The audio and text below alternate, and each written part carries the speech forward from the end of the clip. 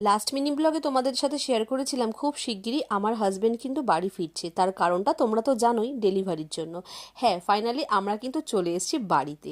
আর দেখতেই পাচ্ছ ট্রলি খুলেই কত কিছু জিনিসপত্র। একটা ফৌজির ঘরের মধ্যে না এইরকমই কন্ডিশন থাকে, নিজেদের জামা কাপড় কম, ডিউটির জামা কাপড়ই সব কিছু বেশি থাকে। এই যে নানা রকমের জুতো, নানা রকমের জামা, গেঞ্জি, সোয়েটার সমস্ত কিছু নিয়ে এসছে, কারণ ওর পোস্টিংটা এবার চেঞ্জ হয়ে যাবে তাই জন্য। তো ফাইনালি বাড়ি ফিরেই কিন্তু এত রকম খাবার দাবার রান্না হয়েছিল, তো সেগুলো খেয়ে নিলাম পেট ভরে। আর বরবাবুর একটু আবদার ছিল যে আজকে ম্যাগি খাবে, তাও আবার ডিম দিয়ে, তো সেটাও আমি ওকে বানিয়ে দিলাম। তারপরই বাজারে চলে গেছিলো আর নিয়ে এসেছিলো দেশি মুরগির মাংস।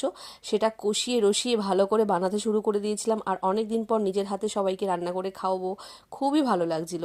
শুধু মুরগির মাংস নয়, তারপরও হয়েছিল কাতলা মাছ, 1 কেজি মুরগির মাংস, 1 কেজি কাতলা মাছ নিয়ে এসেছিলো। সেইগুলো সমস্ত কিছু রান্না বান্না করে সবাইকে খেতেও দিয়ে দিয়েছিলাম। যাই হোক, এরপর যা করেছি সমস্ত কিছু তোমাদের সাথে নেক্সট পার্টে শেয়ার করছি। ভালো লাগলে